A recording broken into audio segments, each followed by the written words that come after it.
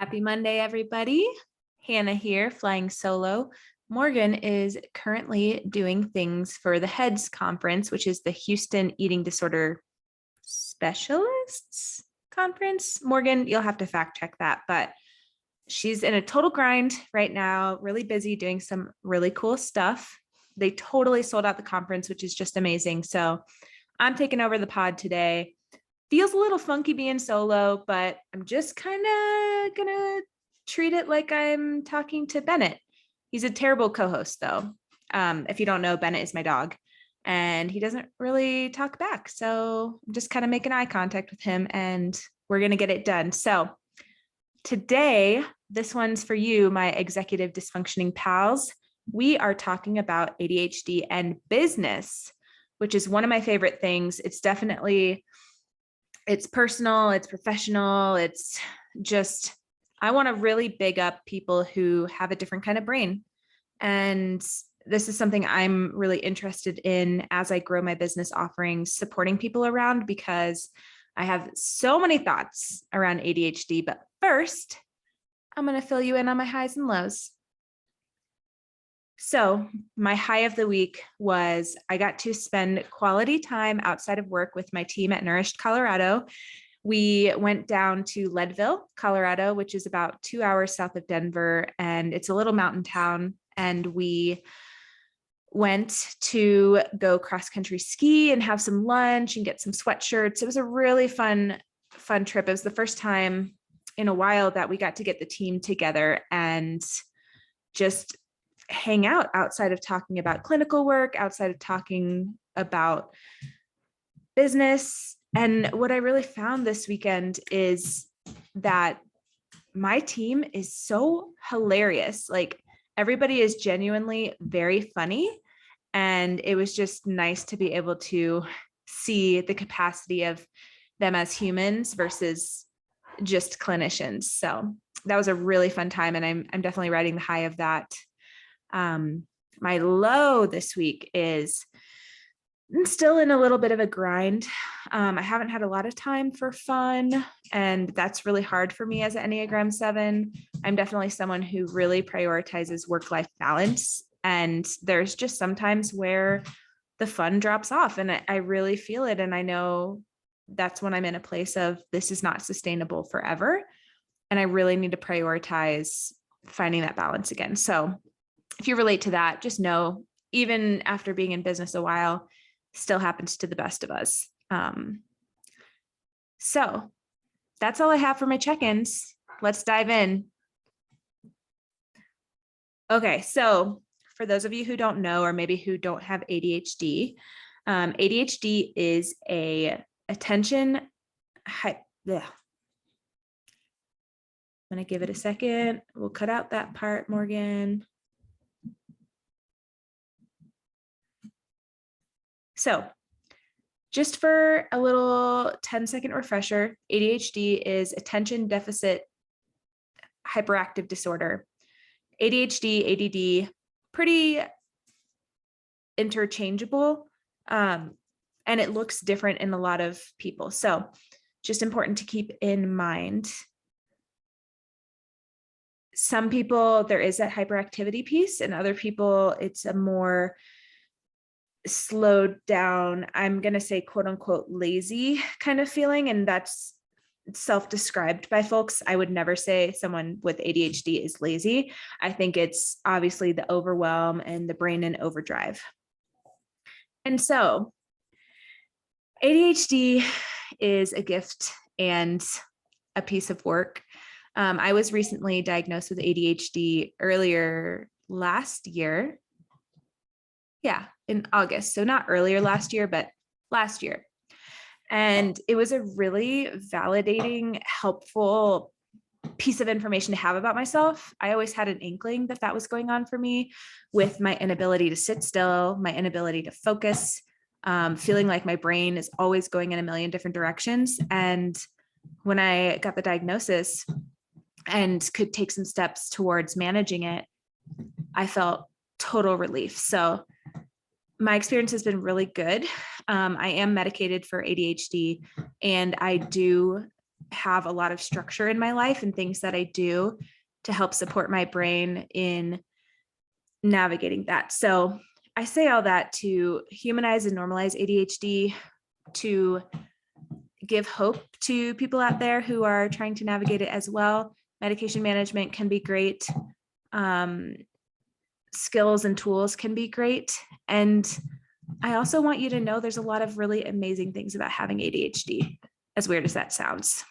So I'll tell you a little bit about what a day in the life with me is with having ADHD and navigating my business. I have learned over the years that I really have to try hard at organization. And when something isn't organized, it's a quick downhill spiral. So if you look at my Google Calendar, it is all color coded. It is very structured and organized in a way where my weeks are similar, but with flexibility. So like I've mentioned in other episodes, I have Monday morning and Tuesday mornings as my freer time where I do whatever tasks flexibly need to be done. I work on projects, I make some phone calls, and then afternoons, I support my team with meetings. So we're doing supervision, we're doing leadership meetings, all that kind of stuff. And the reason I do it that way is because what I found is my brain, the way that it is, it's going to be different with every person and every person that has ADHD. I feel the most on as far as relational and being able to connect with people in the afternoons or later in the morning. I really like a slow ease into the morning when I can. And then I like to use my brain and my creativity first thing. And that really works well for me. So I covered Monday and Tuesday. Wednesdays are all business coaching. So I have it set up that way I did some kind of Nourish Colorado heavy stuff in the beginning of the week, checking in with my team, making sure they're good. And then I take a little break from Nourish Colorado things and I focus on my values-driven group. So I typically see right now 4 to 6 business coaching clients a week. That's my capacity. And I'm honoring that. So on Wednesdays, I tend to see probably about 4 business coaching clients. And then I do a little podcast work. So it's really being in some meetings and then working on the pod. And sometimes working on the pod means actually doing things for the episode that's going to release the following week. Sometimes it's sending out emails to sponsors.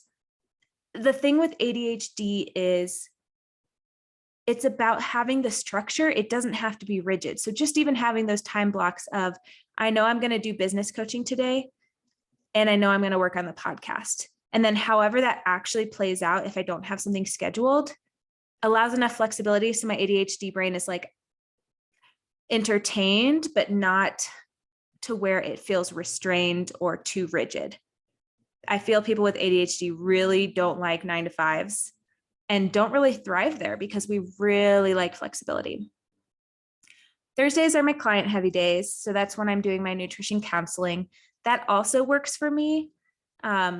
I do have a couple clients earlier in the week, but when I only have one day dedicated to client work, it is a certain mode. And that really helps my brain stay in that place, because what I found is, especially when I'm doing counseling work, business coaching is a little bit different. It's not so involved, and I don't want to say intense because intense makes it sound like a quote unquote bad thing, but it's not the same level of therapeutic onness, if that makes any sense, that nutrition counseling work is. So I like to have the bulk of that later in the week and all in one day with not a lot else going on.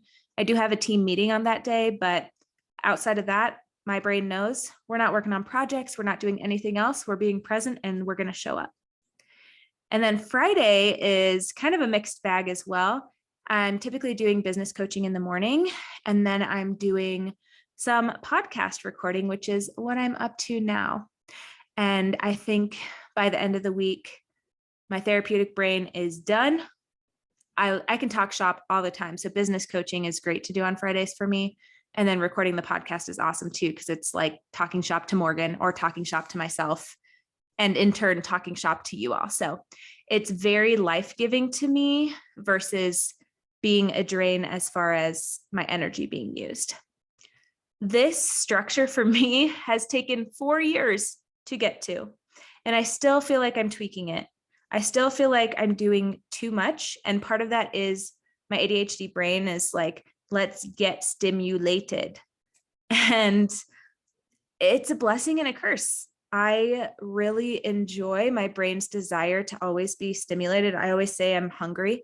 Like I'm hungry to be doing things. I'm hungry to move things forward in the business. I'm hungry to try experiments. And I think that's a really awesome thing for business. As someone with ADHD going through that, it's also a recipe for burnout. So that's a typical day, week of me in my business as someone with ADHD.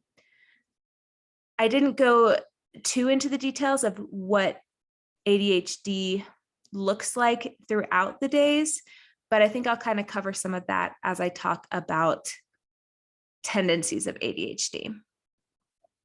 So I want to shift gears a little bit, and I want to talk about how awesome ADHD is. I know that's super weird, and you might be sitting there frustrated if you have ADHD because it's also hard and feels unmanageable at times. But I really want to tell you how ADHD has been helpful in my business and how it's helpful in business in general.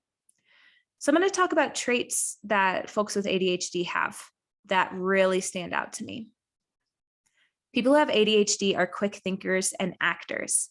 This is really important in business because one of the things I see folks get stuck in is just the perfectionism and the going back and forth, making sure everything's in place before action is taken. And of course, we want to do those things to a point. And I feel like people with ADHD struggle with this less because we're just like, yes, let's get it going. I'm ready. And we just kind of take action before thinking. We don't get stuck in our heads too much. That is really awesome for business and entrepreneurship. We have a need for stimulation. There's nothing more stimulating than having to look at many different parts of your business, wondering what's happening in the present, what you're going to do in the future, reflecting on the past, having a team. There's so many moving pieces. And I think a lot of folks really like only being clinicians because they don't want that. They don't want to be pulled in a bunch of directions. They don't want their brain to be all over the place. But to be honest, people with ADHD's brains are already over the place. So why not roll with it and use it to our advantage? People with ADHD always know what to do and say. I feel like people with ADHD are the most intuitive people. We have this sixth sense of just someone having a question or someone offering a thought or curiosity, and we know what to say.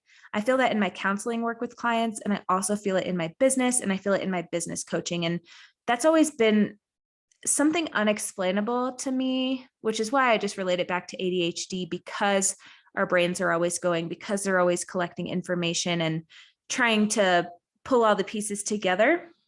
We have a ton of profound thoughts. And that is one of my favorite parts of having ADHD. Sometimes I surprise myself with what my brain comes up with in a really good way. Sometimes it's not good, but most of the time related to business, it is. People with ADHD are risk takers and have impulsive tendencies. I know that doesn't sound great, but in the context of business, it kind of ties back to the quick thinking and acting. We're not afraid to take risks. We're ready to take action. It might be a little bit impulsive, but we're very much of the mind, do the thing, ask for forgiveness later, while being mindful of not hurting people in the meantime. When we can act that quickly and take that risk and be impulsive, we're on the side of business and entrepreneurship. That's innovation. We're doing things, we're trying to fix problems, solve problems, and we're doing it quickly, which is keeping up with the market truly. And one of the examples I'll give around that and me having ADHD is my business values-driven group. This comes from me seeing a need and knowing how hard it is to have a group practice and to build a business and to be managing people and all the pieces. And then my ADHD influences that. And I was like, oh my gosh, nobody's doing this. I need to do this. So I just started doing it. literally 2 years ago, I took on my first business coaching client and I was like, well, I'm just going to try this, and I charged them a lower rate because I didn't have any experience, but I knew that I could do it and I could be helpful. And I feel like that was due to my ADHD, just having that impulsive nature of, ooh, this sounds fun, I'm going to do it. And then the things you can build from there. People with ADHD have resiliency. We've had to have resiliency. There's something about tasks taking you longer to do, going through the most with your brain. We are so resilient and have a ton of grit. Part of that is like, we've had to quote unquote, go through life. And at the same time, if we get knocked down, we just keep going and trying to figure it out. I think we're not easily deterred from doing the things we want to do, especially if we have an interest in it. If we don't have an interest in it, that's another story. But when someone with ADHD goes into a hyper-focus mode or like has a new fixation, that's all they're going to talk about to you. That's all they're going to be working on. They're going to get it done. It might be at midnight, but we do what our brains want to do. And another really awesome thing about having ADHD is our ability and our desire to multitask. I know what you're thinking. Nobody multitasks well, and that's completely true. But there are times where we're juggling so many things and we're having to multitask. Like, it's not really an option to not. And people with ADHD are the best at doing that because our brains are always doing that anyway. And part of it is getting stimulated. Our brain's getting stimulated from doing that. I always think about TikTok and stimulation and how my brain was already doing TikTok things before TikTok was even around. Like, I remember hearing songs as a kid and then having a thought loop about the song and then imagining a scenario playing out to parts of the song, which is how I would describe TikTok. So when I started watching videos, whenever that came out years ago, I was like, oh my gosh, like I would be so good at this, or, oh my God, I've been doing this my whole life. And that's one of the reasons why I can't really get on TikTok. I'll watch reels every now and again. And I did create one on our Instagram, so go check that out. But I would totally get sucked in. My ADHD brain would be like, give me that content very quick and very efficiently and very stimulating in a mentally, physically kind of way. Okay, so I just rambled on about a lot of really good things of having ADHD. I like to start with that because I always tell people, and actually a lot of business coaching clients that I work with, I'm like, do you have ADHD? I kind of feel it. Is we make excellent entrepreneurs and we're so creative and we're so smart. People with ADHD are some of the smartest people. I know it always sounds weird to say those things to ourselves of like, dang, Hannah, you're smartest. But it's just true. It's just a fact. Like, our brains know so much and we don't know why.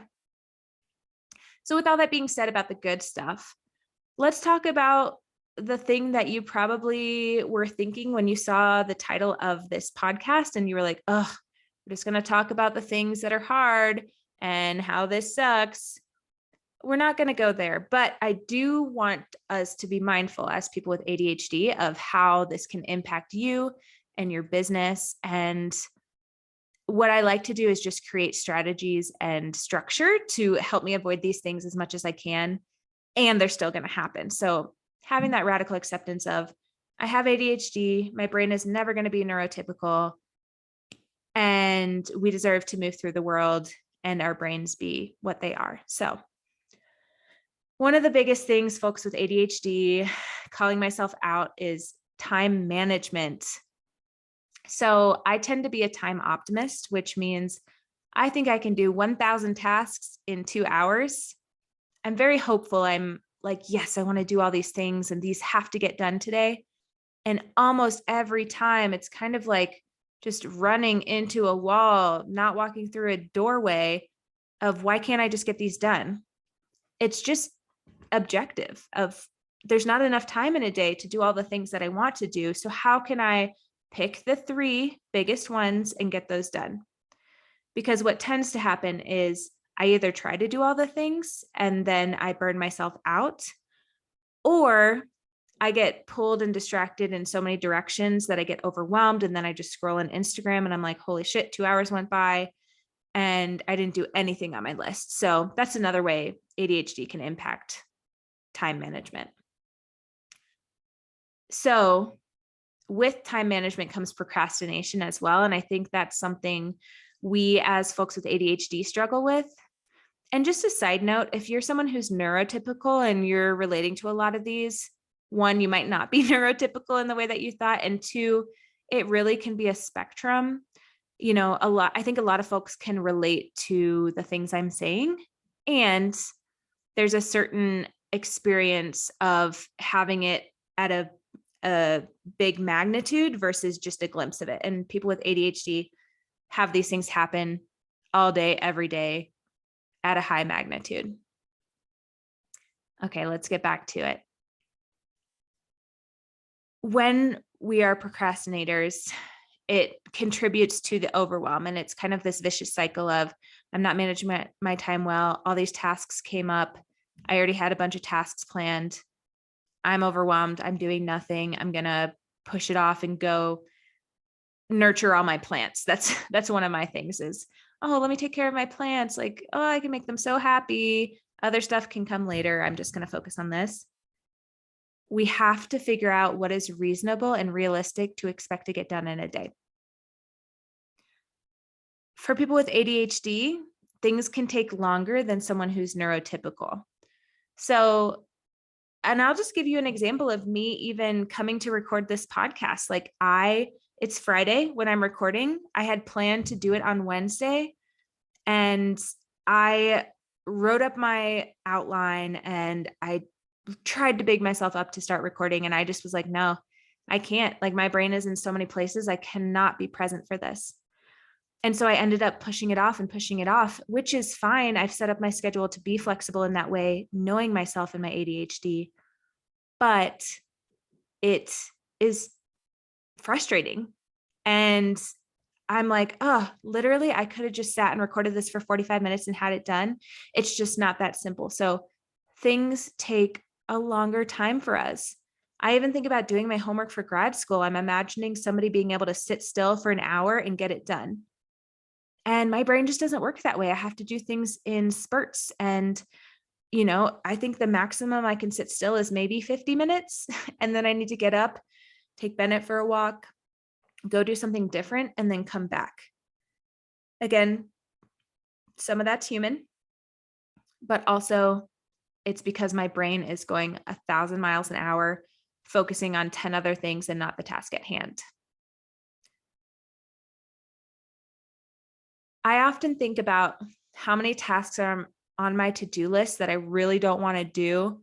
And I know if I just sat and did them, it would take me 5 minutes. I'm sure you're relating to that hard right now. And so what I'll do every now and again to combat that is just having like a 30-minute block on my schedule and just planning on in that time, I'm going to put my phone away. I'm going to turn off all social media. I'm going to close out of my email. I'm only going to have one tab open, and I'm going to complete 1 to 3 of those really small tasks. And that is like instant dopamine. In case you didn't know, having ADHD is having dopamine producing issues. I'm not wording that correctly, but basically we have a deficit of dopamine. So that's why folks with ADHD kind of struggle with, I forgot what I was going to say, which is another ADHD thing. You can cut that out, Morgan, or you can leave it just for the realness of it. You do you, boo. But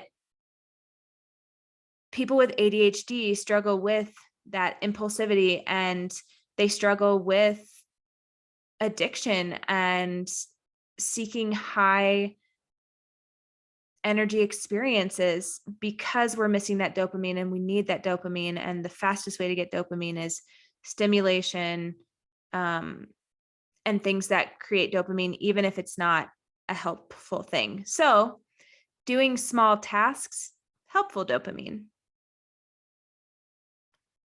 Another thing folks with ADHD have to look out for in their business is hyperactivity. So we can go on I don't even know what the word would be. I'm going to say we can just go into a hyper focus mode and just go, go, go, go, go, go, go. It happens every so often.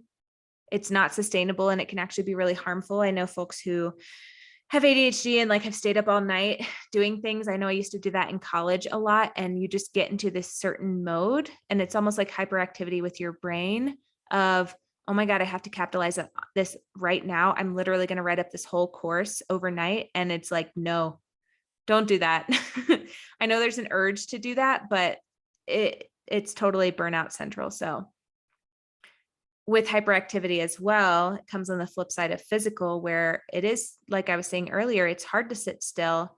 It's hard to want to sit and focus when all I want to do is go rock climb, or I want to go take my dog on a little jog, or I want to ride my Peloton. Like my body has this agitated sense of needing to move. And once I calm that, it often allows me to focus. And I think that's a big part of ADHD. I fidget all day. I love having something in my hand. Sometimes I'll kind of flick my thumbnail, just something to release that feeling. And so it can be hard to get stuff done in your business when you're having this urgency need to move all the time. So what I typically do to combat that is I'll have a semi-regular movement schedule with flexibility, because your girl's not going to get up at 6 a.m. if she don't want to, just to move. Like I will deal with my hyperactivity in another way, but I do regularly move my body in ways that feel good to help with that. And again, that helps with dopamine too. People with ADHD can really drop the balls. We try to take on so much and we try to do all the things because it's thrilling to us and fun. But in reality, when you have a business, especially if you have other people working with you and you drop the ball, it sucks when it impacts other people. And that's one thing I think about a lot, being a group practice owner and working with people one-on-one in my business coaching and my soon to launch membership is, if I don't get stuff done, if I'm dropping balls, if I'm not delivering, that's impacting other people. And that's not okay with me. One of my biggest values is connection and people. And I think there's just a point of conflict there. I don't want my ADHD to affect other people. And so that's what allows me to really think like, is what I'm taking on manageable? Is it something I want to do? Is it something that I want to do right now, or is it something I can do later? Because I think we have a feeling of wanting to do everything. And when we can't do it, it can be kind of sad. So how do we say I can do this later when I have less balls to juggle? It's not a no, it's just a not right now. And I think that really helps. The other thing that helps if you're dropping the balls a lot is delegation. So this can be in your business or your life. I can't remember if I said this on the podcast last week, but I hired somebody to water my plants for the time and to take Bennett out, my dog, because in the times that I need to focus on the 3 balls of Nourish Colorado, Values Driven Group, and the pod, and I'm not able to take care of the things in my life, then I'm going to delegate that out. And that's the most nurturing kind thing I can do for myself, because otherwise I'm going to underwater my plants. They're all going to shrivel up and die, or I'm not going to be able to get the podcast done in time. And Morgan's going to be like, what the heck? Why didn't you do your thing? So yeah, delegation is a really helpful tool, and it doesn't always have to be hiring out. It can be asking a friend to sit with you while you do something. It can be having a partner do something for you that you would typically do. Any kind of delegation. It can be an employee who takes over a task for you because you just don't want to do the task anymore. And that's actually their strength and gives them something else to do that lights up different parts of their brain. It can be really beneficial to delegate, and your ADHD will thank you later. The last thing I think about that you have to look out for with ADHD and business is, I fell into this trap a lot. blaming things on your ADHD and getting stuck in a loathing cycle of, why am I like this? It happens to the best of us. It's usually a sign we're frustrated and we're overwhelmed. And it's not helpful. It just kind of gets you stuck in that thought loop versus taking action to make something different. So I challenge you to notice when those things are happening and look at the logical facts, see what's actually going on and see what you can do differently versus saying, I have ADHD, I suck, I wouldn't do X, Y, and Z if I was neurotypical. It really doesn't matter because you're not. And it's a really awesome thing. I love having ADHD. I wouldn't trade it for anything in the world. I know that's weird. It's fine. So just some things that didn't really fit into the categories that I described earlier, but things that are really helpful for me with ADHD. These are my tips for staying organized and on track in your business if you have ADHD. So I wrote down snacks. And the reason I say that is it is much easier to feed yourself when something like a snack is available versus having to stop, prepare a meal, interrupt your train of thought or activity that you're doing.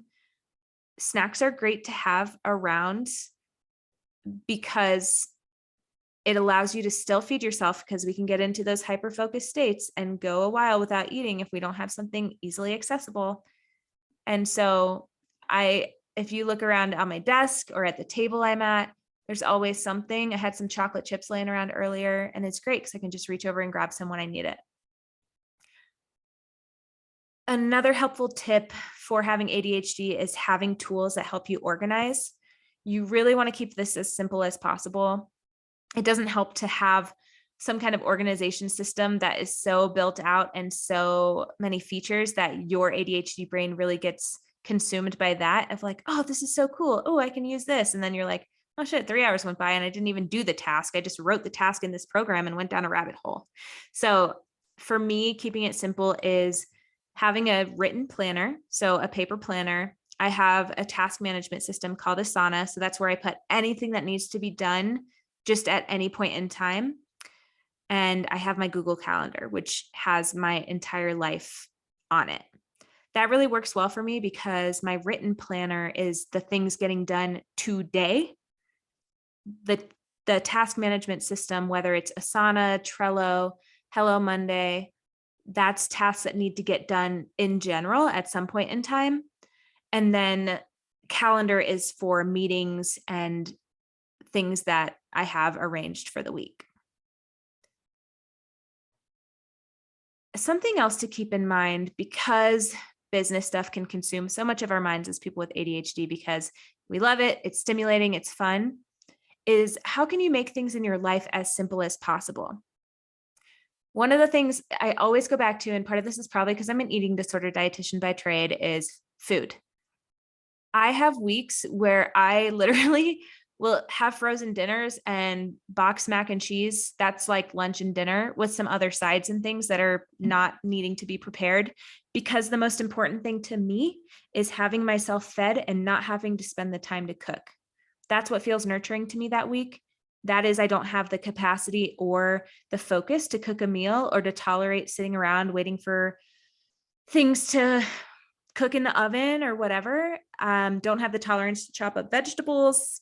I'm just not going to do it. So shout out to Trader Joe's and their naan and Indian food, because that is the best 5 minutes I've ever spent making food on the weeks I really don't want to cook. I love grab and go things. I think it's so helpful. And having healed my relationship with food, it's like, oh yes, protein, fats, and carbs. Beautiful. Maybe I'm not eating as many vegetables or fruits this week, but I'm getting my main macronutrients and I trust my body to be able to utilize that. Other life things that you can make simple on yourself is trying not to have clutter around.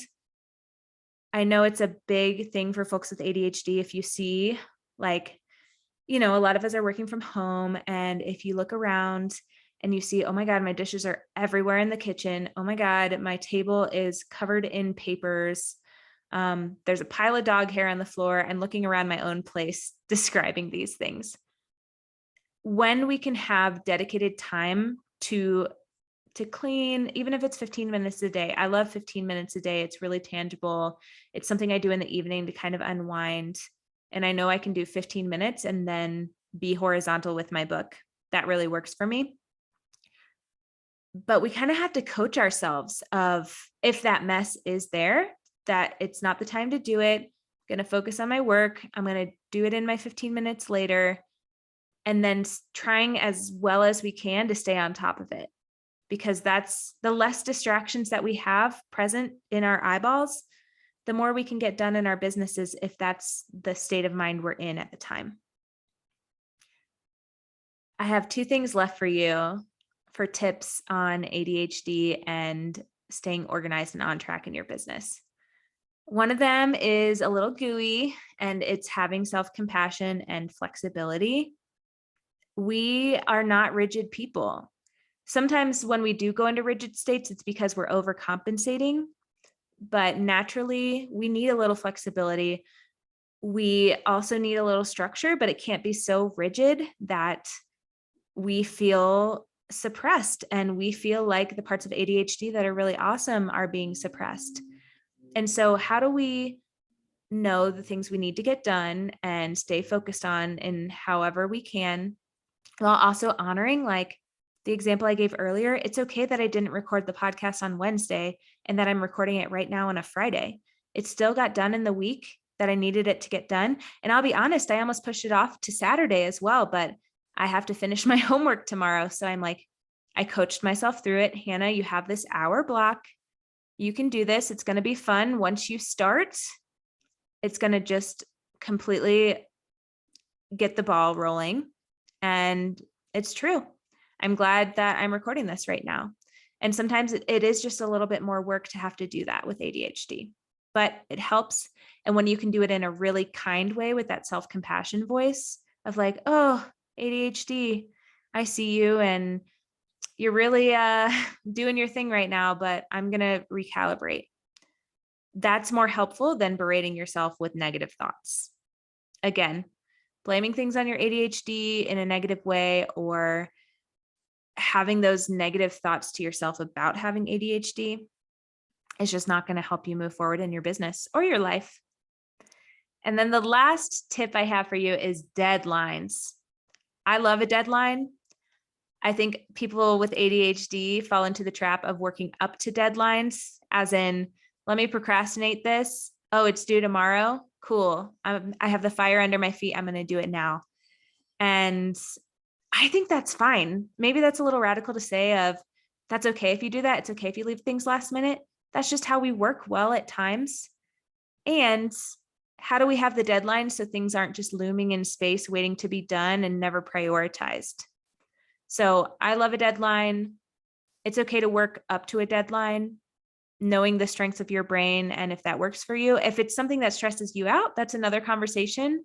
But I know for me, like when I give presentations or when I'm getting ready for a client session, I'm doing the presentation the night before, or I'm showing up to the client session and I know I'm ready to go. And again, it's that sixth sense of knowing I'll have everything I need in that client session. Like I remember what we talked about over the last 3 years, and I can show up to this and do the thing. It's okay to not prepare if that works for you.